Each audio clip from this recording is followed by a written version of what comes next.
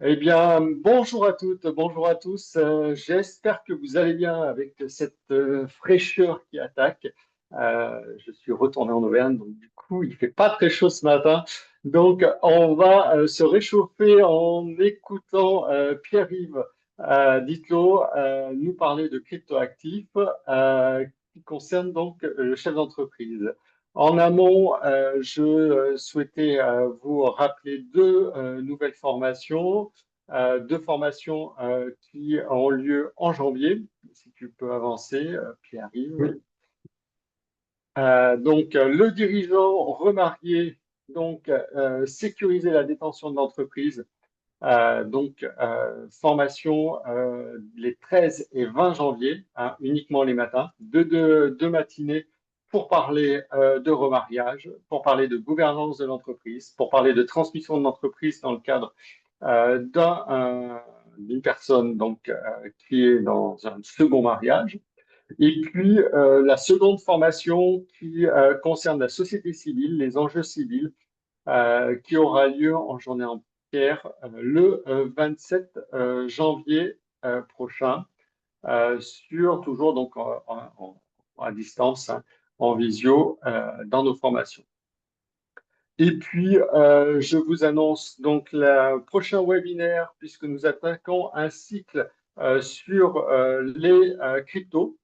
Le cycle sur les cryptos que nous allons partager tout au long de l'année 2026.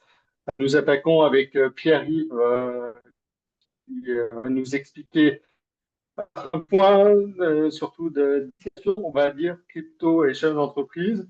Un point qui sera également à l'ordre du webinaire du 11 décembre prochain avec Anthony Pisano de Expert Crypto qui rentrera davantage dans la fiscalité et la comptabilité des cryptos. Pierre-Yves qui reviendra en début d'année prochaine pour nous parler de stratégie d'investissement concernant les cryptos et nous aurons d'autres thématiques courant 2026. Je vais laisser la parole aujourd'hui à Pierre-Yves qui va se présenter avant de présenter des termes de blockchain, des termes de Bitcoin, Ethereum, qui va se présenter puis qui va nous parler aussi, alors, on ne l'a pas mis dans le support, mais ce qu'est une plateforme crypto et pourquoi on doit passer par une plateforme régulée à PSAN, bientôt MiCA, pour pouvoir interagir sur la blockchain et acquérir des cryptos ou placer sa trésorerie. Pierre-Yves, eh bien, à toi la parole. merci Frédéric. Bonjour à tous. Donc, je m'appelle Pierre-Yves Ditlo. Je suis maintenant expert crypto depuis quand même pas mal d'années, puisque j'ai commencé à m'intéresser au sujet en 2017. Donc maintenant, ça commence à faire 9 ans bientôt. Et auparavant, j'ai un parcours financier traditionnel, hein. J'étais gérant de fonds d'investissement, directeur d'investissement au sein de banques privées, au sein de family office. Donc finalement, moi, je me suis intéressé aux cryptos vraiment par cet aspect investissement, gestion de fortune, gestion de patrimoine. J'ai, il y a quelques années, créé Legity, qui est une plateforme crypto enregistrée auprès de l'AMF en tant que prestataire de services sur actifs numériques. Et je dirai un peu plus tard pourquoi il est important de s'assurer que les plateformes utilisées par vous ou vos clients soient enregistrées auprès de l'AMF ou régulées auprès de l'AMF. On abordera le sujet un peu plus tard. Et récemment, Legity se rapproche de Vancelian pour laquelle je suis devenu le président en Europe. Vancelian, qui est une plateforme aussi crypto régulée par l'AMF également, euh, au sein de laquelle, donc c'est une plateforme, j'aurais dit un peu plus large que simplement crypto, mais un peu une plateforme d'épargne et d'investissement nouvelle génération qui intègre cette nouvelle classe d'actifs et la technologie blockchain qui va permettre, on va le voir, de saisir de nouvelles opportunités, notamment de rendement. Donc on va voir que dans cet univers des cryptos, il n'y a pas que de la spéculation, que des actifs volatiles, mais on va pouvoir aussi générer du rendement de façon efficace. Donc voilà un petit peu en quelques mots. Et donc l'objectif, c'est que pour les 40 prochaines minutes ou la prochaine heure, on aborde ce sujet de façon un petit peu, de façon progressive, hein, avec une première étape de comprendre un petit peu le fonctionnement de la blockchain, hein, qui est finalement l'infrastructure sous-jacente sur laquelle ont été construits et émis les cryptos qu'on connaît aujourd'hui. On va avoir une introduction un peu large sur les cryptos. Et puis, on finira avec les a priori, parce que effectivement, les cryptos, c'est une classe d'actifs dont on entend beaucoup parler auprès, enfin voilà, dans les médias, les journaux télévisés. Euh, c'est une classe d'actifs qui interroge énormément également et voilà, qui soulève beaucoup de questions. Et on a pu voir passer dans les médias certains sujets sur le blanchiment d'argent, sur les risques en termes d'investissement ou même sur la consommation d'énergie. Et puis on va un petit peu voir ces a priori-là et essayer de répondre à la question si c'est des a priori qui sont plutôt justifiés ou c'est simplement un petit peu, on va dire, du buzz médiatique pour essayer d'augmenter l'audience, mais que derrière, finalement, les fondamentaux ne sont pas du tout ceux qui sont forcément mis en avant euh, dans les médias. Alors, bien évidemment, si vous avez la moindre question, le chat, n'hésitez pas à poser une petite question dans le chat. Si on peut être, voilà, on peut faire ce webinaire de façon interactive, ce sera avec grand plaisir. J'essaierai de rebondir sur les questions ou si je ne les vois pas, peut-être Frédéric pourra m'interrompre, voilà, pour me poser la question. Donc, je vous propose de commencer dans le vif du sujet avec le fonctionnement. Euh, Quand on parle de crypto, de blockchain, ça peut paraître quand même difficilement tangible.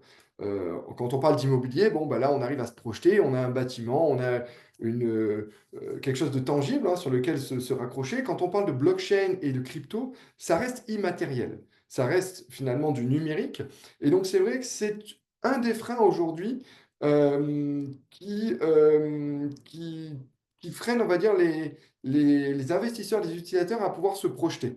En tout cas, nous, c'est les retours qu'on a à chaque fois qu'on présente, euh, on fait des présentations auprès d'acteurs financiers. Hein, pas plus tard que la semaine dernière, j'ai pu animer un événement d'un cabinet de CGP qui avait regroupé une cinquantaine de ses clients. Justement pour présenter la classe d'actifs des cryptos. Et effectivement, les retours, c'est ça, c'est souvent, mais c'est difficilement palpable, difficilement tangible. Et donc ça, c'est, on va dire, inhérent à l'aspect numérique de cet actif et de la technologie. Donc, la technologie blockchain, comme je l'ai mentionné au tout début, c'est un petit peu le socle, hein, enfin l'infrastructure technologique qui a permis l'émission des cryptos, et notamment Bitcoin au tout début en 2008-2009. Maintenant, la blockchain, c'est quelque chose d'assez simple finalement, puisque c'est simplement un registre numérique. Enfin, c'est un registre qui est 100% numérique. Donc, à l'image finalement d'un registre papier, d'un registre bancaire ou d'un registre, une feuille Excel, hein, sur laquelle on va inscrire des transactions. Et ces transactions vont être validées, puis enregistrées de façon immuable sur cette blockchain. L'aspect différenciant par rapport à un registre qu'on peut avoir sur Excel ou un registre bancaire, c'est que c'est un registre, ce qu'on appelle décentralisé, c'est-à-dire qu'il n'y a pas un organe central qui a la main sur ce registre. Donc, il n'y a pas un organe comme une banque qui peut dire, ben voilà, cette transaction, je la valide, ou je ne la valide pas, ou je modifie carrément le registre. Et donc, c'est ce qui en fait aussi sa force. C'est qu'aujourd'hui, ça te fait un registre un petit peu incensurable. On ne peut pas le censurer. Aucun État, aucune institution financière ne peut le censurer.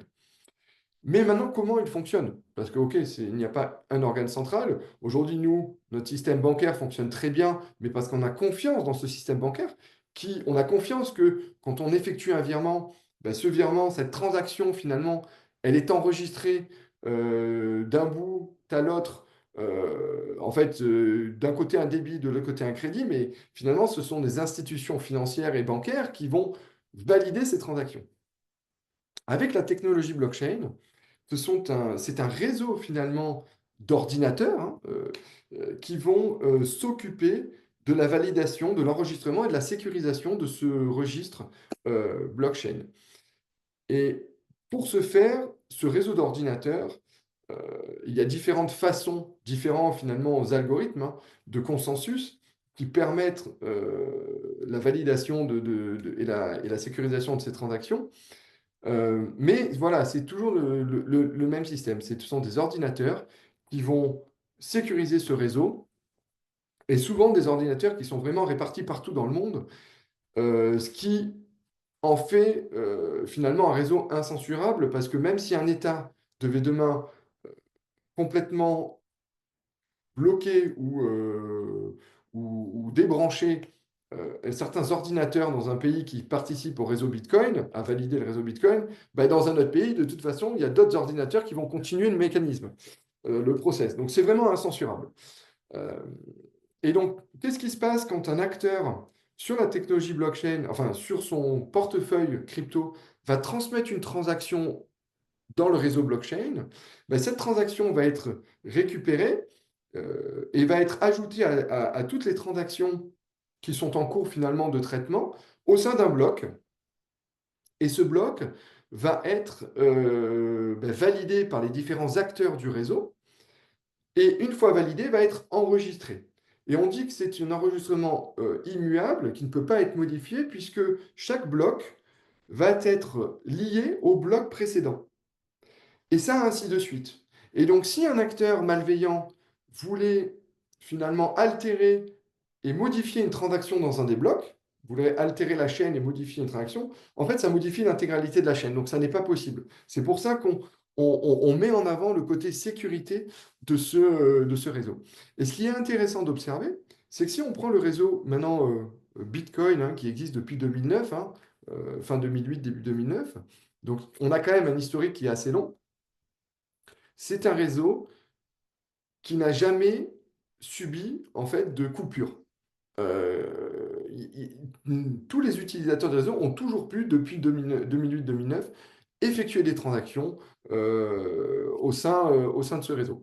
Donc voilà, donc, c'est cet aspect technologique qui a apporté une innovation quand même de rupture, puisque Bitcoin a été le premier actif numérique et on le verra plus tard, à être émis en quantité limitée, alors qu'en théorie, dans notre univers numérique, ben, finalement, vous copiez-collez n'importe quelle image, n'importe quel texte, et donc il n'y a pas d'aspect unique finalement dans cet univers numérique. Et Bitcoin, ça a été le premier actif numérique en quantité limitée. On reviendra là-dessus un petit peu plus tard.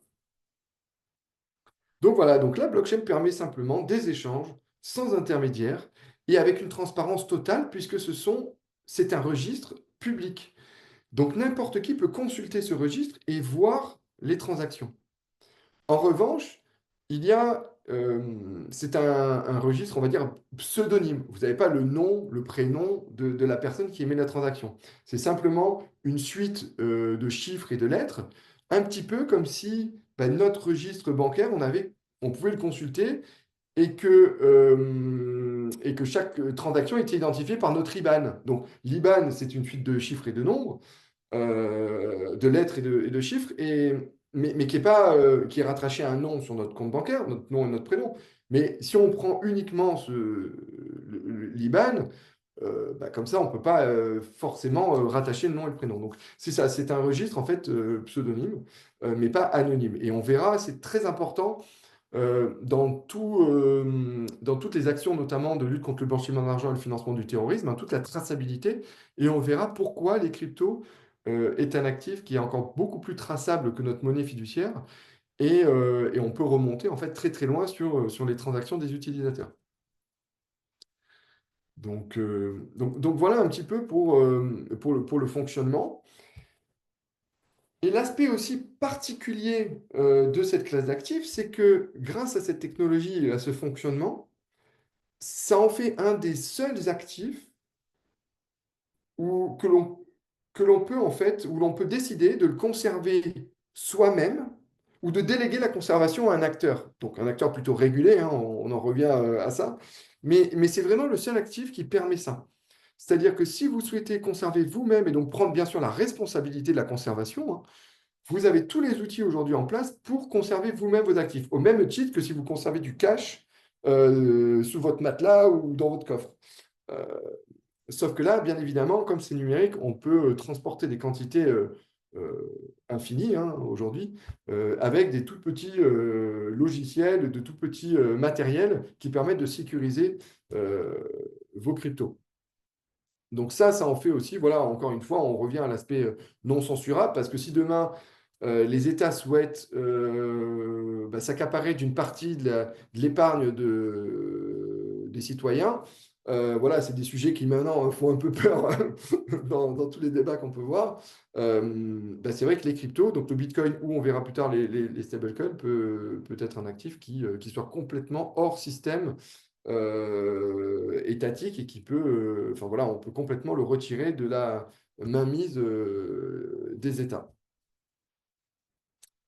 Donc n'hésitez pas, encore une fois, voilà, si vous avez des questions. Et entre-temps, on avance. Donc maintenant, on va essayer de rentrer dans le vif du sujet sur qu'est-ce que sont les cryptos. Puisque quand on parle de crypto, on ne parle pas d'une seule crypto. Il y a différents types de crypto avec des caractéristiques différentes et bien évidemment des risques sous-jacents en termes de volatilité qui sont bien différents. Donc j'ai essayé de reprendre, on va dire, les grandes catégories que l'on retrouve dans les cryptos. Pour moi, Bitcoin, c'est une catégorie à part entière, puisque Bitcoin, je le rappelle, a été construit, enfin a été créé juste après la crise financière qu'on a vécue en 2007-2008, hein, la crise des subprimes. Et juste après, finalement, les politiques monétaires de ce qu'on appelle des quantitative easing, hein, donc cette création monétaire quasiment infinie. Euh, et le Bitcoin, les personnes qui l'ont créé, donc on pense plutôt que c'est un groupe de personnes et pas une seule personne, hein, ont essayé d'imaginer finalement une émission monétaire qui soit d'une part programmée et d'une part limitée en termes de quantité. Et c'est comme ça qu'est né Bitcoin. Donc Bitcoin, on le fait souvent le parallèle avec de l'or numérique, hein. Mais pourquoi? Parce que Bitcoin détient les caractéristiques de potentiellement devenir un étalon de valeur. Un petit peu comme l'or l'a été par le passé et l'est toujours. Pourquoi? Parce que Bitcoin, donc c'est une quantité limitée, 21 millions. Il n'y aura pas un Bitcoin de plus émis. Et ça, c'est complètement transparent puisque c'est dans le code Bitcoin, hein, donc consultable par tout le monde. C'est un actif qui est fongible et échangeable. Euh, et donc, voilà, ça en fait les caractéristiques de devenir un étalon de valeur potentiel à long terme. Bien évidemment, si c'est le cas, le Bitcoin sera beaucoup plus élevé que le cours d'aujourd'hui. Mais en tout cas, c'est ces propriétés qui ont été plébiscitées par de nombreux investisseurs aujourd'hui institutionnels, hein, et on le verra un peu plus tard. Les deuxièmes catégories de crypto, je considère ça un peu comme de l'infrastructure. Et on le verra, hein, c'est vraiment comme Ethereum, c'est une infrastructure sur laquelle on va construire des services, notamment financiers.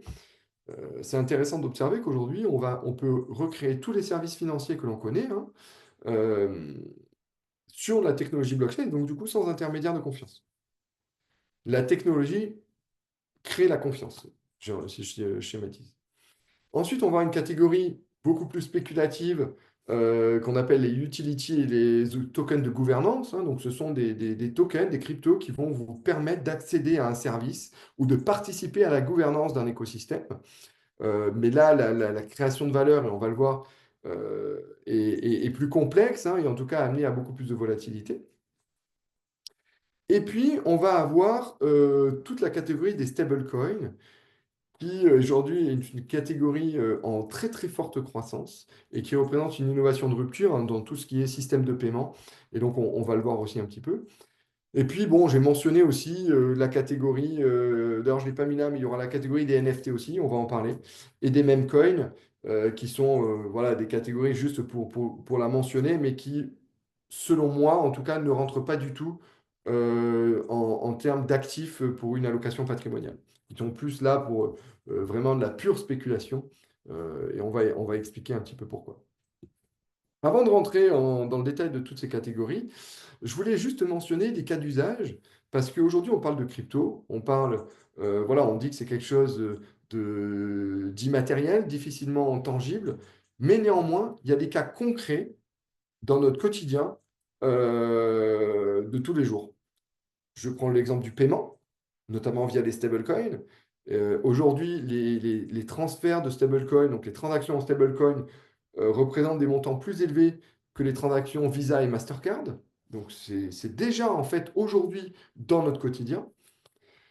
On a des cas d'usage financiers, hein, donc comme je l'ai dit tout à l'heure, ces infrastructures qui permettent de reconstruire des services financiers. Et là encore, on voit aussi finalement que la frontière est très fine, hein, entre la finance traditionnelle et tous ces services financiers construits sur la technologie blockchain, puisque des banques telles que Société Générale avec sa filiale Forge ont déjà initié des actions justement à travers ce qu'on appelle des protocoles blockchain. Donc c'est vraiment très intéressant. Et moi, personnellement, ma conviction, c'est que demain, nos infrastructures financières vont intégrer la technologie blockchain et donc ces outils et ces services financiers créés sur la technologie blockchain. Et puis, on va avoir aussi un autre cas d'usage qui est plus sur le côté certification, notamment via les NFT. Donc, on l'avait vu en 2020-2021 un petit peu avec l'art. Voilà comment certifier une œuvre d'art de façon numérique. On peut l'avoir aussi sur tout ce qui est supply chain, hein, comment avoir cette traçabilité, qu'elle soit alimentaire ou autre. Donc voilà, on a ces cas d'usage très concrets dans notre quotidien dans lequel aujourd'hui il y a déjà l'utilisation de la technologie blockchain et des cryptos. Maintenant, pour revenir sur les différentes catégories. Donc, je reprends Bitcoin, qui est une catégorie à part entière. On l'a dit, quantité limitée, 21 millions de Bitcoin. Il y a un effet rareté, puisque la mécanique, ces 21 millions de Bitcoin n'ont pas été émis le premier jour. Il y a eu une émission monétaire programmée qui se matérialise par finalement les récompenses qui sont offertes aux acteurs qui vont sécuriser la blockchain Bitcoin, hein. Donc, comme je l'ai dit, ces ordinateurs, mais derrière, finalement, c'est de l'investissement en infrastructure, hein, puisque c'est des humains qui investissent sur des data centers qui vont être uniquement destinés à miner du Bitcoin, donc c'est-à-dire à rediriger cette puissance informatique sur le minage de Bitcoin et la sécurisation du réseau Bitcoin. Donc quand je dis minage de Bitcoin, c'est vérification, validation et enregistrement de toutes les transactions qui sont émises sur le réseau Bitcoin. Et donc cette quantité, c'est ce qu'on appelle les mineurs de Bitcoin, sont récompensés en Bitcoin. Et donc ces récompenses représentent finalement l'émission Bitcoin. Et il y a un effet rareté avec le temps qui se matérialise, puisque cette émission de Bitcoin est divisée par 2 tous les 4 ans. Donc aujourd'hui, il y a un bloc de Bitcoin validé et enregistré toutes les 10 minutes. Et donc toutes les 10 minutes, il y a 3,275, je crois, Bitcoin émis. Mais au tout début du lancement de la blockchain Bitcoin, c'était 50 Bitcoin émis toutes les 10 minutes. Donc on voit qu'au début, il y avait une forte accélération de l'émission monétaire qui se raréfie avec le temps, puisque aujourd'hui, tous les 4 ans, elle est divisée par 2. Et si on comprend très bien la mécanique, puisque si au même moment on a une adoption croissante, il y a un effet de rareté vraiment mécanique et mathématique, j'ai envie de dire, qui se matérialise. Et donc voilà, comme j'ai dit tout à l'heure, c'est un actif fongible, échangeable, qui en fait finalement un très bon candidat pour être demain un étalon de valeur. Alors aujourd'hui, ça n'est pas le cas, hein. Aujourd'hui, les banques centrales, on va dire, n'ont pas de réserve de Bitcoin, mais on a différentes approches. On va avoir des sociétés, cotées et privées, qui commencent à constituer des réserves de Bitcoin, ce qu'on appelle des Bitcoin Treasury Company. Ça a été un peu la mode aux États-Unis, mais ça continue en tout cas de l'être. Et donc on voit, ce sont des acteurs qui investissent régulièrement sur le Bitcoin avec pour vocation de conserver cet actif-là sur le long terme au même titre qu'on peut acheter de l'or et le conserver sur le long terme, un petit peu comme une valeur refuge. Ensuite, on va avoir ce que je disais, des blockchains d'infrastructure. Donc là, l'exemple typique, c'est Ethereum, qui est la deuxième plus grosse le deuxième plus gros crypto, enfin, plus important cryptoactif en termes de montant.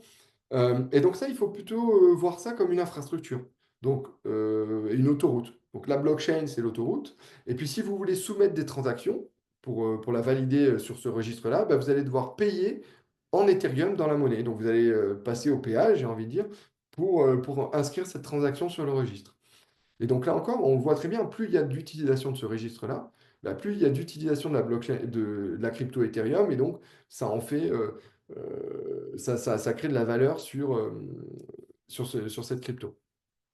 Et là encore, on a vu le même phénomène qu'on a vu, qui a commencé avec Bitcoin sur ce phénomène de treasury company, hein, des sociétés qui vont investir sur ces actifs-là avec une vocation de détention à très long terme. Mais pour les Bitcoin, pour les Ethereum Treasury Company, je pense que la thèse d'investissement est un petit peu différente. Puisque là, je pense que ce sont des acteurs qui se disent Ethereum, aujourd'hui, est une infrastructure où énormément d'applications financières sont construites, et donc qui peuvent demain représenter une infrastructure financière complémentaire à l'infrastructure financière bancaire telle qu'on connaît aujourd'hui. Et donc, ils veulent contribuer finalement à participer à la création de cette infrastructure financière complémentaire. Et donc, en détenant une quantité d'Ethereum en portefeuille sur le long terme, ils vont contribuer à la création de cette infrastructure financière. Euh, donc voilà, donc c'est une thèse d'investissement un peu différente. Et très concrètement, ce que je te disais tout à l'heure, on a aujourd'hui vraiment les mêmes services financiers que l'on connaît dans la finance traditionnelle qui sont construits sur l'infrastructure Ethereum, le prêt-emprunt. Aujourd'hui, ça représente plus de 50 milliards quand même, donc ce qui est très peu par rapport à l'échelle des marchés financiers globaux, mais c'est quand même aujourd'hui des montants significatifs. Et on voit, comme je le disais tout à l'heure, des acteurs comme Société Générale commencer à intégrer des protocoles de prêt-emprunt, hein, donc sur cette infrastructure blockchain. Et pour être concret, le protocole de prêt-emprunt, comment il fonctionne? Il va y avoir d'un côté des prêteurs et de l'autre côté les emprunteurs. Donc, la personne qui va prêter, par exemple, elle va prêter, donc on va revenir après sur les stablecoins, mais elle va pouvoir déposer ces stablecoins pour que quelqu'un d'autre vienne les emprunter. Et cette personne qui va venir les emprunter doit déposer un collatéral qui a souvent une valeur supérieure, hein, pour l'emprunter. Donc, c'est exactement la même approche que du crédit lombard bancaire. On va venir déposer un actif avec de la valeur pour emprunter un autre actif. Et à la différence du crédit lombard où c'est la banque qui va gérer finalement ce collatéral et les appels de marge, hein, j'ai envie de dire, si la valeur du collatéral est amenée à baisser, là, c'est fait de façon automatique, c'est-à-dire que si la valeur du collatéral est amenée à baisser, à un moment donné, il va y avoir un système de liquidation automatique pour que la dette soit remboursée par le collatéral et qu'il n'y ait pas de mauvaise dette sur le protocole. Et ça, encore une fois, ça ne sont pas des personnes hein, qui valident ou qui font ces ajustements-là. C'est finalement la technologie elle-même qui opère de façon complètement autonome. Et donc, on voit finalement que pour l'industrie financière, il y a énormément de gains de productivité à aller chercher en intégrant cette innovation-là, puisque aujourd'hui, quand ce sont des personnes humaines hein, qui vont vérifier ces transactions, vérifier ces collatéraux, vérifier les appels de marge, exécuter les appels de marge, enfin voilà, tout ça, c'est des process extrêmement longs et extrêmement coûteux et soumis à des erreurs, parce que c'est l'humain en fait qui le fait. Demain peut être extrêmement optimisé avec cette technologie blockchain. On a tous les marchés secondaires. Aujourd'hui, le marché secondaire, notamment boursier, il opère avec finalement un carnet d'ordre, hein. Donc on a des acheteurs, des vendeurs, et puis les personnes, quand à un moment donné le prix match entre l'acheteur et le vendeur, l'opération est exécutée. L'innovation qui est apportée par la technologie blockchain et les marchés secondaires construits sur cette technologie blockchain est un petit peu différente en termes d'approche, puisqu'on ne va pas avoir de carnet d'ordre, mais on va avoir finalement un pool de liquidité. Et donc là encore, on va avoir des personnes qui vont apporter cette liquidité, la liquidité de deux actifs, hein, donc l'actif A et l'actif B, qui vont représenter cette paire de trading. Et donc, ils vont apporter, je dis n'importe quoi, par exemple, 100 dollars de valeur de l'actif A et 100 dollars de valeur de l'actif B. Et puis ensuite, on va avoir les traders qui vont finalement trader contre ce pool de liquidité. Et donc, ils vont venir dire, moi, j'achète l'actif B, donc je vais retirer l'actif B de ce pool et remettre de l'actif A. Donc, finalement, l'équilibre qu'il y avait au début est déséquilibré. Et c'est comme ça que le prix, finalement, va fluctuer. Il y a ce qu'on appelle de l'auto-market making. Donc, le prix va fluctuer dans le temps de cette façon-là, en fonction du déséquilibre dans le pool. Et vous allez me dire pourquoi des acteurs vont apporter leur liquidité. Ils ne vont pas l'apporter gratuitement. Eh ben, ils vont, voilà, effectivement, ils ne vont pas l'apporter gratuitement. Ces apporteurs de liquidité vont récupérer les frais de transaction qui sont générés sur le protocole. Et puis, on a le même concept, en fait, dans l'assurance, hein, qui est aujourd'hui un petit peu moins développé, mais je pense, dans les années à venir, va être amené à, on va voir des solutions de plus en plus poussées et intéressantes à être construites. Mais là, c'est pareil, on va avoir des assureurs, donc des personnes qui vont déposer de la liquidité pour assurer un certain risque. Et si ce risque, et d'autres personnes qui vont vouloir s'assurer contre le risque et payer une prime à ces personnes qui ont amené la liquidité. Et si ce risque se matérialise, bah, une partie de la liquidité qui est mise pour assurer le risque bah, pourrait être utilisée pour rembourser. Donc voilà, donc c'est vraiment exactement les mêmes concepts qu'on retrouve dans la finance traditionnelle. Maintenant, si on va à la catégorie suivante, donc j'ai nommé gouvernance et utility token. C'est un petit peu plus complexe dans le sens où ce sont la valeur intrinsèque de ces jetons-là peut varier vraiment de façon importante et grosso modo offre simplement à l'utilisateur ou au détenteur de ces tokens le droit de participer à la gouvernance d'un tel protocole ou à accéder à un service spécifique. Maintenant, pour les protocoles blockchain qui sont extrêmement matures hein, et qui finalement aujourd'hui, j'ai envie de dire, génèrent du chiffre d'affaires, hein, parce que il y a comme le protocole de prêt-emprunt AAVE qui aujourd'hui, je ne sais pas, c'est plus de 50 milliards, hein, mais qui génère finalement énormément de profits.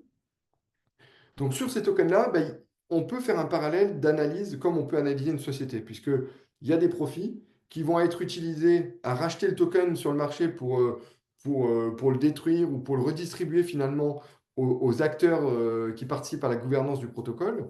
Mais donc on a une vraie valeur intrinsèque finalement parce qu'il y a une sorte de chiffre d'affaires qui est généré par ce protocole.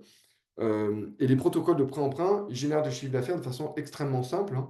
C'est entre le taux d'intérêt distribué à la personne qui prête, qui dépose ses stablecoins pour les prêter, et la personne qui va venir les emprunter, qui va payer de l'intérêt. Et ben, du coup, il y a un spread, hein. C'est-à-dire que si la personne qui paye pour emprunter paye 5%, ben, la personne qui va déposer va être rémunérée à 4%, et donc ce 1% représente le chiffre d'affaires du protocole, tout simplement. Mais voilà, mais ça reste quand même une classe d'actifs de crypto très volatile, avec aujourd'hui beaucoup trop de tokens émis de ce type-là. Et donc, on voit une vraie dispersion du capital. Et donc, en termes d'investissement, c'est assez compliqué d'y voir finalement un retour sur investissement ou en tout cas une crypto qui monte sur le long terme. Sauf exception de quelques protocoles, comme j'ai cité là, AAVE, qui génèrent, eux, qui sont profitables et qui génèrent beaucoup de profits. Et puis, on a la catégorie des stablecoins, qui représente vraiment une innovation pour moi, puisque ça représente une innovation en termes de paiement, notamment transfrontaliers, internationaux, puisque aujourd'hui, si vous voulez transférer du dollar ou des euros en Asie ou aux États-Unis, bah, faites-le en stablecoin, il arrive dans la minute qui suit avec une traçabilité parfaite, parce que je rappelle, toutes ces transactions soient émises sur la blockchain, qui est un registre public. Et donc, vous pouvez transférer la transaction à votre interlocuteur pour lui dire, regarde, j'ai bien envoyé les cryptos qui sont bien arrivés dans ton portefeuille. Il ne peut pas le contester, c'est pas possible. Euh, c'est public. Euh, et comment fonctionne le mécanisme on va dire, des plus grosses cryptos, hein, parce que je ne vais pas parler des plus gros stablecoins, je ne vais pas parler des stablecoins un peu plus, on va dire, à l'étape de recherche et développement. Mais aujourd'hui, les stablecoins qui sont ultra majoritaires dans le marché, garantissent la parité au dollar ou à l'euro, parce que la société émettrice de ce stablecoin détient le même montant en compte en banque. Donc en compte en banque, alors soit en dépôt, soit investi sur notamment la dette américaine à court terme. Et il est aussi intéressant d'observer que si on prend les plus grosses sociétés émettrices de stablecoin sont Tether et Circle, deux sociétés américaines, euh, bah, aujourd'hui, ces deux sociétés représentent le sixième ou le septième financeur de la dette américaine à court terme. Puisque ce collatéral est investi sur des treasury bonds, hein, enfin de la dette américaine à court terme, bah, ça représente en termes de montant quelque chose comme presque plus de 300 milliards, et donc ça en fait le sixième ou septième financeur de la dette américaine. Et donc on voit très bien que par les stablecoins, les États-Unis veulent d'une part continuer d'imposer leur dollar au niveau international, et deuxièmement, bah, ils se sont dit, ils font d'une pierre deux coups puisque ça finance leur dette. Donc c'est plutôt assez malin. Et malheureusement, c'est ce que l'Europe n'a pas compris. Donc voilà. Et l'intérêt aussi aujourd'hui des stablecoins, c'est qu'avec l'émergence de ce que j'ai dit tout à l'heure, des protocoles de prêt-emprunt, des services financiers qui sont construits, on va retrouver des solutions d'épargne et d'investissement, donc du rendement sur ces stablecoins, qui sont qui peuvent être finalement un peu perçus comme bah, le marché obligataire qu'on connaît, avec des risques qui peuvent être différents, parce que le rendement peut être généré avec des actifs qui sont mis en collatéraux plus ou moins risqués, un petit peu de la même façon qu'on va avoir des obligations investment grade, donc de bonne qualité, et des obligations high yield de moins bonne qualité, mais qui vont payer un rendement et un intérêt supplémentaire. Et donc, on va voir un petit peu plus tard, voilà, pour faire le parallèle justement avec l'épargne. Je vais essayer d'aller un peu plus vite parce que ça passe. Ensuite, on va voir les NFT. Donc ça, bon, les NFT, c'est du non-fungible token, c'est-à-dire des actifs qui sont non fongibles, hein, qui représentent, bah, par exemple, une œuvre d'art ou quelque chose comme ça. Mais aujourd'hui, voilà, ça reste extrêmement spéculatif et les usages patinent quand même un petit peu. Il y a eu beaucoup d'engouement en 2021-2022, mais qui sont retombés. Donc, on peut avoir ces NFT pour tout ce qui est certification, traçabilité. On a eu des projets sur la certification des diplômes, par exemple, à travers les NFT. Demain, notre identité, si elle doit être numérique, ben, c'est une technologie qui pourrait être utilisée. Mais aujourd'hui, voilà, ça reste de la technologie et pas forcément pour une classe d'actifs d'investissement. Et puis le dernier, c'est les meme coins. Alors là, c'est la pure spéculation. Le meme coin, c'est exactement comme un petit peu, vous savez, les mugs ou les casquettes à l'effigie d'une star ou d'un sportif de haut niveau. Donc des gens vont payer cette casquette ou ce mug euh, assez cher juste parce qu'il y a l'image de cette personne. Donc les mêmes coins, c'est exactement ça sous forme de crypto. Donc c'est une crypto à l'effigie de quelqu'un. On a eu juste après ou juste avant, je ne sais plus, l'investiture de Donald Trump. Trump a émis son propre meme coin. Et il a pris beaucoup de valeur bah, parce que c'est l'image de Trump. Et donc les gens ont voulu adhérer finalement à cette image. Mais là encore, pour nous, ça ne rentre pas forcément dans une allocation patrimoniale puisque c'est extrêmement volatile. Et donc si on fait le rapprochement de cette classe d'actifs au niveau patrimonial, ben, aujourd'hui, en fait, ça en fait finalement une composante de diversification extrêmement intéressante. On va avoir, comme on a dit, le Bitcoin, qui est aujourd'hui une classe d'actifs d'investissement à part entière, qui est quand même plébiscitée par les investisseurs institutionnels. Et donc là, on peut avoir des approches d'investissement, comme ça reste un actif volatile, progressive. On peut programmer ben, finalement des achats tous les jours, toutes les semaines, tous les mois. L'avantage, c'est que ce sont des actifs où il n'y a pas de minimum d'investissement. Donc, on peut rentrer avec n'importe quel montant. Donc, ça, c'est intéressant.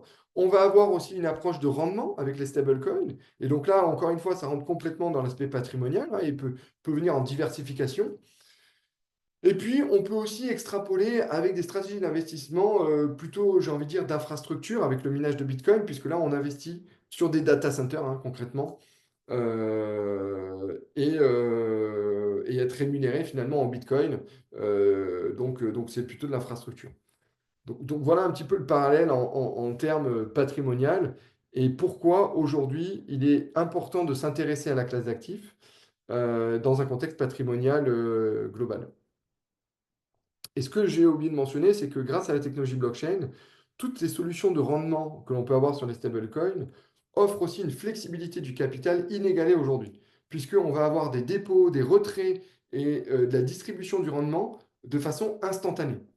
Dépôt-retrait instantané, donc il n'y a pas de blocage des fonds, et la distribution du rendement, elle va être en fait quotidienne. Donc on voit très bien la fluidité que cela peut apporter. Admettons que quelqu'un qui est 100 000 euros ben, veuille ben, utiliser ces 100 000 euros pour générer du rendement et l'utiliser dans sa vie de tous les jours. Sur le marché obligataire traditionnel, ben, il va attendre peut-être 6 mois ou un an avant de toucher son coupon. Là, sur ces solutions-là, qui offrent des couples rendement-risque similaires, en tout cas, ben, va toucher son rendement tous les jours. Et on comprend très bien maintenant que sur des infrastructures digitales qui vont combiner ces solutions d'épargne et de rendement avec un compte courant et une carte bancaire, et ben finalement, l'utilisateur va pouvoir au jour le jour dépenser les rendements qu'il a touchés dans la journée avec sa carte bancaire. Donc on voit encore une innovation assez importante dans la fluidité et l'usage du capital. Maintenant que l'on a fait un petit panorama de quoi on parle quand on parle de crypto, effectivement, la presse s'est quand même emparée du sujet ces dernières années, avec des a priori plus ou moins valables, j'ai envie de dire. Le premier a priori, et on entend beaucoup parler, c'est le blanchiment d'argent. Finalement, les cryptos sont utilisés pour blanchir l'argent, financer le terrorisme ou peu importe. Alors, concrètement aujourd'hui, utiliser les cryptos pour blanchir l'argent ou financer le terrorisme, c'est vraiment pas la meilleure option puisque tout est traçable. Encore une fois, c'est un registre public, tout est traçable et effectivement, si les adresses crypto restent pseudonymes, à un moment donné, les acteurs doivent ressortir en monnaie fiduciaire ou ressortir différemment. Et c'est à cette sortie-là que l'identité, en fait, elle est attachée à l'adresse du portefeuille crypto. Et donc, c'est à ce moment-là qu'on peut intercepter les personnes. Et à la différence de la monnaie fiduciaire, où finalement, quand on a un billet dans notre poche, on ne sait pas du tout si ce billet a été dans la poche d'un trafiquant de drogue, par exemple, ce qui est possible, hein, puisque le billet, après, il est échangeable. Ben là, en fait, la crypto, on peut remonter à l'origine. Il y a des logiciels, nous, acteurs régulés, et on est mandaté parfois par des banques, même pour effectuer la traçabilité de fonds crypto pour leurs clients, pour savoir si ces fonds ont été en contact d'opérations illicites ou pas. On peut remonter jusqu'au début, la première transaction des cryptos et du portefeuille. Donc, à un moment donné dans la chaîne de valeur, si ce portefeuille-là qui appartient à cette personne a été en contact avec des opérations illicites, eh ben, ça va remonter. Donc c'est très très difficile de finalement cacher ces opérations illicites. Euh, et aujourd'hui, concrètement, factuellement, alors en 2023, mais en 2024, c'est à peu près pareil, on a quand même moins de 0,5% de toutes les transactions crypto au niveau mondial qui sont liées à des activités illicites. À titre de comparaison, c'est entre 2 à 5% du PIB mondial de notre monnaie fiduciaire, hein, de l'euro ou du dollar, qui sont liés à des opérations de blanchiment d'argent. Donc on est quand même sur des montants beaucoup plus faibles. Bien sûr, ces personnes-là qui opèrent des opérations illicites cherchent tous les moyens hein, pour blanchir l'argent. Donc les cryptos, bien sûr, ça peut être un moyen. Mais aujourd'hui, ils se rendent compte que c'est quand même pas le meilleur moyen et ça représente finalement une transaction, enfin un montant de transaction très faible un niveau de transaction très faible de toutes les transactions crypto au niveau mondial. Et aujourd'hui, ça, c'est extrêmement connu. C'est connu aujourd'hui aussi, notamment des gouvernements, notamment de Bercy en France, hein, avec des équipes qui sont extrêmement expertes du sujet. Donc voilà, donc il n'y a pas de sujet vraiment sur le blanchiment d'argent. Et aujourd'hui, moi, je préfère analyser un acteur une personne qui a une fortune en crypto, je préfère analyser la provenance des fonds crypto parce que j'aurai une certitude extrêmement élevée de la provenance des fonds que un acteur provenant avec de la monnaie fiduciaire traditionnelle qui est passé par des banques suisses ou je ne sais pas quel montage. Où là, ça devient très opaque. On peut estimer globalement que les fonds sont plus ou moins clean, mais certainement pas de façon extrêmement fiable. Donc voilà sur ce premier a priori qui est un petit peu surestimé selon moi. Ensuite, on va avoir le risque. Risque côté investisseur. Les cryptos sont un investissement extrêmement risqué. C'est ce qu'on entend souvent. Alors, certes, les cryptos restent une classe d'actifs volatile, même si Bitcoin voit sa volatilité quand même diminuer au fur et à mesure de l'adoption du Bitcoin à travers le temps, mais ça reste un actif volatile. Récemment, là, bon, on a vu le marché a perdu 20%, mais j'ai envie de dire un petit peu comme certaines actions du Nasdaq, euh, c'est dans les mêmes ampleurs. Maintenant, est-ce que cette volatilité représente un risque en elle-même? J'ai envie de dire non, puisque le risque, on peut le gérer en fonction de la proportion de Bitcoin, par exemple, qu'on va mettre dans son portefeuille. Si on met 5% de Bitcoin, est-ce qu'on peut considérer qu'on prend un risque démesuré sur son patrimoine? Je ne pense pas. puisque même si le Bitcoin perd 50%, bon, bah, vous avez perdu 2,5% sur votre patrimoine. Votre patrimoine n'est pas mis en danger. Donc, c'est exactement de la même façon que les marchés actions, hein. Les marchés actions restent volatiles. Si vous avez 100% d'actions, bah, vous pouvez perdre 20% de votre patrimoine. Donc là, voilà, c'est vraiment combien de pourcentage on va mettre de cette classe d'actifs dans son portefeuille. Et encore une fois, on peut gérer ce risque-là avec des stablecoins. C'est-à-dire qu'on peut rentrer, sortir avec des stablecoins. Et ce qui est intéressant aussi de souligner, c'est que si vous achetez du Bitcoin et que vous souhaitez prendre vos profits, mais sans déclencher d'événements fiscaux, hein, la flat tax en termes de plus-value, vous pouvez convertir vos Bitcoins en stablecoin. Et donc, il n'y a pas d'événement fiscal puisque ça reste dans l'écosystème crypto. L'événement fiscal intervient uniquement quand vous convertissez votre crypto en monnaie fiduciaire, notamment en euros. Donc voilà, donc ça fait quand même quelque chose d'intéressant puisque vous pouvez sortir de la volatilité en stablecoin et utiliser ces stablecoins pour les déposer sur des solutions d'épargne et d'investissement générant du rendement. Donc vous pouvez avoir 5, 6, 10% par an. Et puis après, réinvestir ces stablecoins en Bitcoin ou en Ethereum si vous estimez, je ne sais pas, demain il y a une baisse de marché et que et que c'est un moment opportun. Donc certes, la volatilité est présente, mais on peut très bien maîtriser ces risques-là et cette volatilité en fonction du montant que l'on met en portefeuille. Et puis, peut-être dernier point, 2 minutes, on a aussi souvent entendu parler du Bitcoin par rapport à l'écologie. Ça consomme énormément d'énergie, c'est catastrophique pour notre planète. Bon, alors ça aussi, on peut vraiment juguler, on va dire, ces propos, puisque aujourd'hui, on vit dans un monde numérique. Tout est numérique. Aujourd'hui, nos applications bancaires, c'est numérique. Quand on prend une photo avec notre smartphone, ces photos sont enregistrées de façon plusieurs fois sur des data centers différents. Donc, tout ce qu'on consomme aujourd'hui consomme de l'énergie. Tous les data centers juste sur le stockage de photos de notre téléphone, c'est monstrueux en termes de consommation d'énergie. Donc, aujourd'hui, si on a cette approche-là, il faudrait complètement arrêter de consommer de la façon dont on consomme aujourd'hui. Arrêter les smartphones, arrêter d'utiliser des applications bancaires, arrêter de faire des virements bancaires. Donc voilà, donc ça n'est pas possible. Donc ça, c'est juste pour... et en plus de ça, aujourd'hui, plus de 60% du minage de Bitcoin utilise des énergies renouvelables, notamment des barrages hydroélectriques. Donc on voit qu'il y a quand même une vraie motivation de l'écosystème à, euh, à justement utiliser des énergies renouvelables ou du surplus d'énergie. C'est ce qui avait été proposé il y a pas mal d'années auprès d'EDF, hein, mais qui n'avait pas répondu favorablement. Mais aujourd'hui, l'énergie créée par les centrales nucléaires, parfois, notamment la nuit, bah, il y a une surcapacité et cette énergie, cette électricité, elle est juste bah, jetée dans le réseau, hein, mais pas consommée parce qu'on ne peut pas la stocker. Et donc, cette électricité jetée aurait pu contribuer à miner du Bitcoin et donc bah, à favoriser, à participer à ce réseau, à cette sécurisation du réseau.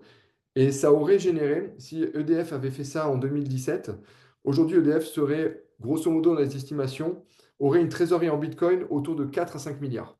Donc ça n'est pas anodin. Mais voilà, certains acteurs mettent en avant aussi l'utilisation de Bitcoin pour réguler un réseau électrique dans le cadre de surproduction d'électricité qui est jetée dans le réseau. Donc voilà un petit peu, on arrive, je pense, au terme de ce webinaire de présentation des cryptos. Donc je suis à votre disposition s'il y a la moindre question. Jusqu'à présent, je crois pas, je n'ai pas vu de questions. Peut-être. Ah si, peut-être, j'étais pas sur le bon. Alors, je vais reprendre les questions. Comment des États peuvent-ils saisir des cryptos? Alors, il faut avoir en tête, comme je l'ai dit, la crypto est non censurable. Les États peuvent saisir les cryptos lorsqu'elles font des perquisitions et que dans leur perquisition, ben, elles vont retrouver du cash, des armes et parfois des portefeuilles crypto. Et donc, c'est dans ces cas de perquisition qu'elles vont s'emparer du portefeuille crypto de la personne, de la personne en question et donc saisir ça comme on va saisir, il y a des saisies de voitures de luxe aussi pour certains trafiquants quand ils se font arrêter, des choses comme ça. Donc, exactement de la même façon. En revanche, aucun État ne peut censurer le réseau Bitcoin et, par exemple, arrêter le réseau Bitcoin. Donc ça, c'est... Voilà. Est-ce qu'il est possible d'avoir un support? Oui, je pense que oui, on pourra vous partager ce support de présentation. Et les intérêts reçus sur les placements en stablecoin sont-ils sans fiscalité? Alors, c'est toujours pareil, ils sont sans fiscalité jusqu'au moment où vous revenez, vous les convertissez, vous convertissez vos stablecoins en monnaie fiduciaire, en euros. Là, ça va être considéré comme du gain en capital et donc soumis à la flat tax. Et uniquement s'il réinvestit en stablecoin ou en crypto. Effectivement, si vous utilisez que ces stablecoins et ces intérêts pour réinvestir en stablecoin, en crypto, et donc vous créez finalement une certaine surface financière patrimoniale en crypto, là, il n'y a pas d'événement fiscal qui est généré. Euh, Pourquoi la fiscalité s'applique lors de la cession des bitcoins pour des personnes physiques? La même règle s'applique pour les sociétés. Effectivement, pour les sociétés, alors pour les sociétés, je pense que ça rentre plutôt dans le chiffre d'affaires finalement. Enfin, comme si vous gérez votre trésorerie, hein. C'est-à-dire que si vous faites un achat de bitcoin, vous achetez 100, vous revendez 110, vous avez 10 de plus-value qui vont rentrer dans votre base imposable au niveau de la société. Euh, donc, par contre, il n'y a pas de taxation sur les plus-values latentes, hein. Non, non. Tant que vous restez dans l'univers crypto, il n'y a pas d'événement fiscal qui est matérialisé. Sauf, alors encore une fois, c'est une spécificité française, hein, mais si votre activité, votre société a pour seul objet de faire du trading crypto. Et donc là, c'est un traitement fiscal différent. Mais donc là, vous êtes considéré comme un professionnel sur l'investissement en crypto. Et donc là, oui, effectivement, de mémoire, les plus-values latentes sont imposables. Mais si c'est une société juste en termes d'investissement, comme vous pouvez avoir des dépôts à terme, non, il y a pas de plus-value sur les plus-values latentes. Enfin, d'imposition sur les plus-values latentes. J'ai toujours beaucoup de mal à comprendre comment peut-on donner de la valeur à quelque chose de virtuel. Effectivement, c'est virtuel et donc beaucoup de gens ont du mal à se projeter. Mais aujourd'hui, ce que je peux vous dire, c'est que le réseau Bitcoin est représenté par des milliers d'ordinateurs qui vont permettre de sécuriser le réseau. Donc rien que ça, c'est une infrastructure qui a une certaine valeur, euh, pour dire. Euh, et puis après, ce qui en fait la valeur notamment de Bitcoin, c'est aussi tout ce que j'ai mis en avant tout à l'heure, les caractéristiques intrinsèques. Donc cette fait rareté et cet aspect monétaire, réduction monétaire programmée, qui en fait cette fait rareté. Puis après, c'est l'offre et la demande.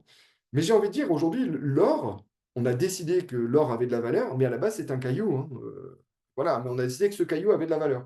Et puis après, voilà, les institutions ont légitimé ça. Et c'est un petit peu ce qui se passe sur Bitcoin. Puisqu'aujourd'hui, donc, on a des discussions, notamment la Banque centrale suisse, qui a commencé à s'interroger, est-ce que Bitcoin peut rentrer dans nos réserves de valeur? Alors aujourd'hui, la réponse est non, parce que c'est un actif encore, on va dire, trop jeune, trop volatile pour une banque centrale. Mais demain, avec l'adoption, si elle continue à ce rythme-là, certainement, Bitcoin pourrait être un actif qui pourrait être éligible dans les réserves de banque centrale. Aucun PSAN n'a une adresse physique réelle. Aucune PSAN, tout se passe par téléphone. Comment faire? Alors non, un PSAN, c'est une société régulée en France avec des adresses physiques. Alors effectivement, ce n'est pas des magasins, hein. Vous n'avez pas de magasin où vous pouvez rentrer, sortir. Donc il y a Mais j'ai envie de dire, au même titre qu'une banque digitale, hein, un Revolut, il n'y a pas de point physique. Mais ce sont quand même des sociétés réelles, physiques, avec des dirigeants, et notamment le PSAN, l'AMF fait un énorme contrôle d'honorabilité et d'éligibilité des dirigeants. Donc voilà, et c'est la raison pour laquelle il est très important de s'orienter ou d'orienter ses clients vers un PSAN que via une plateforme crypto non régulée, parce qu'il y a quand même une sécurité des avoirs des clients qui est beaucoup plus importante, puisque le statut de PSAN, la régulation, oblige les acteurs à ségréguer les fonds des clients de la société, ce qui n'est pas du tout le cas, je vous le garantis, de certains acteurs non réguliers qui proposent des services en France via les réseaux sociaux, hein. Mais il y a souvent, et ça a été le cas de certaines faillites, hein, en 2022-2021, où finalement les dirigeants faisaient l'amalgame entre l'argent des clients et leur argent, et donc ils s'achetaient des propriétés à des dizaines de millions avec l'argent des clients, grosso modo. C'est schématisme. Mais ça, on a pu le voir dans la finance avec l'affaire Madoff, hein, c'est un petit peu la même chose. Et comment faire s'il y a des problèmes techniques ou autres? Bah, vous pouvez saisir déjà l'AMF, hein, sur un acteur régulé, enregistré en tant que PSAN. Vous pouvez saisir le médiateur de l'AMF en disant, bah, écoutez, j'ai de l'argent bloqué sur cette plateforme PSAN, qu'est-ce que je peux faire? Et donc là, voilà, donc c'est des cas très concrets qui vous permettent de vous retourner. La liste des plateformes régulées peut-elle être consultée sur le site de l'AMF? Exactement. Vous tapez PSAN AMF et vous avez toute la liste blanche, donc les acteurs régulés. Donc vous pouvez, demain, si vous êtes abordé par un acteur, une boîte crypto, vous pouvez saisir le nom, vous tapez le nom de la boîte PSAN et vous allez pouvoir retrouver finalement si elle est régulée ou pas par l'AMF. Étant donné qu'on peut acheter des pourcentages de Bitcoin, peut-on dire que le nombre de cryptos est illimité? Alors non, le nombre de Bitcoin n'est pas illimité puisqu'il est limité à 21 millions. Par contre, vous pouvez acheter des fractions de Bitcoin. Donc, ce qui en fait finalement une accessibilité extrêmement importante. Mais par contre, la quantité de Bitcoin est accessible est limitée à 21 millions. Et d'ailleurs, si aujourd'hui vous voulez acheter la totalité de Bitcoin disponible dans le monde, donc c'est-à-dire sur les plateformes d'échange et autres, sur les 21 millions, vous ne pouvez même pas avoir 2 millions de Bitcoin. Donc on voit déjà que c'est un phénomène de rareté. Puisque, pour rappel, le Bitcoin existe depuis 2008-2009, mais au tout début, c'était vraiment expérimental. Et donc énormément de Bitcoin ont été perdus, c'est-à-dire ils ne sont plus accessibles par les personnes qui les ont, on va dire, minés à l'époque. Et donc il y a à peu près entre 3 et 4 millions de Bitcoin perdus à jamais, c'est une estimation.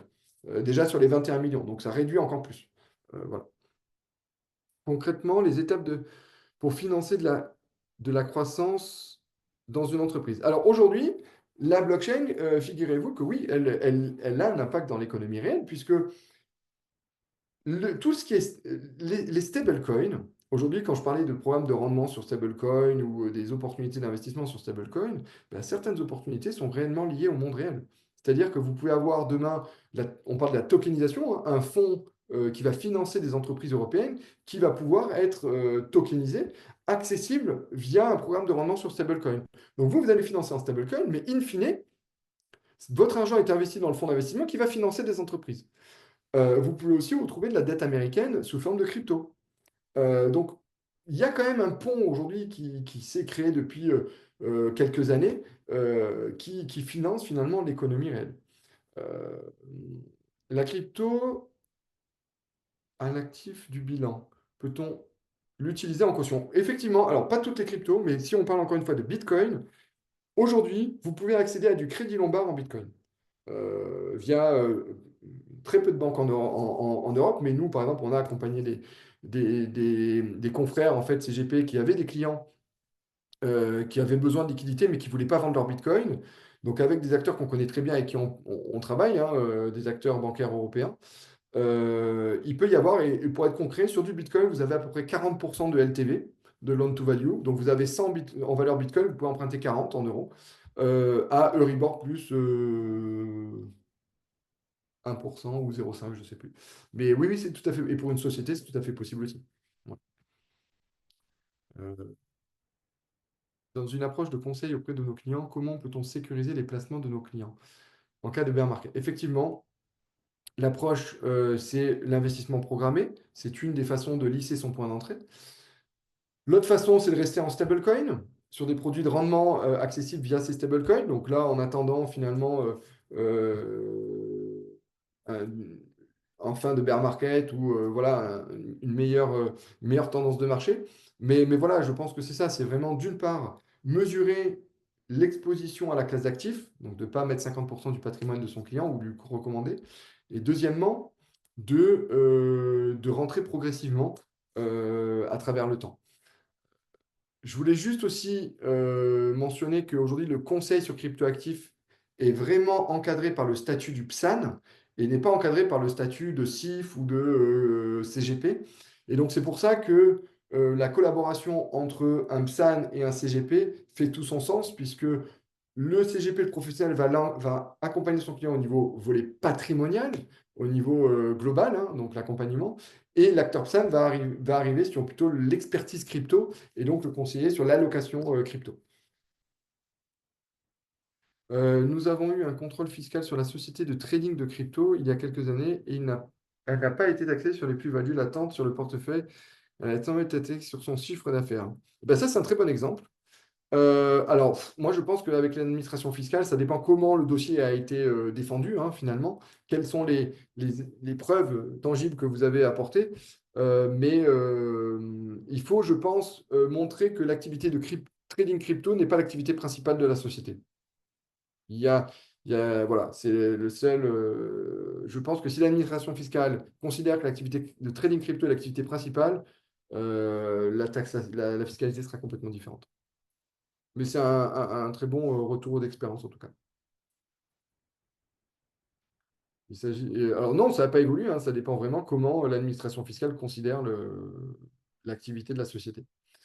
Pour des personnes morales, il n'y a pas de traitement spécifique et imprimés fiscaux particuliers dans le suivi, même sans trader. Non, non, non, il faut juste inscrire l'actif hein, au bilan hein, en termes d'actifs immatériels. Alors, je ne suis pas comptable, peut-être je dis des bêtises, mais non, non, il n'y a pas de traitement spécifique, d'imprimés fiscaux spécifiques. Les BTC Treasury sont-ils éligibles au PEA? Alors ça, je ne sais pas, il faut voir. Certaines, je pense que oui. Maintenant, les BTC Treasury, j'éviterai les petites sociétés, les small caps, notamment sur la côte française, hein, parce que, à mon avis, voué à énormément de volatilité, vaut mieux aller sur des Bitcoin Treasury Company américaines. Et donc là, pas sûr que ça soit éligible au PEA, ou peut-être, mais à travers des ETF ou des choses comme ça. Mais en France, je ne suis pas sûr que ça soit pertinent parce que je pense que ça reste des petites sociétés, euh, donc peut-être vouées à des problématiques de trésorerie si le Bitcoin est amené à baisser et donc un fort impact sur le cours. Moi, je pense qu'il vaut mieux investir directement sur le Bitcoin que via ces proxys, j'ai envie de dire. Voilà.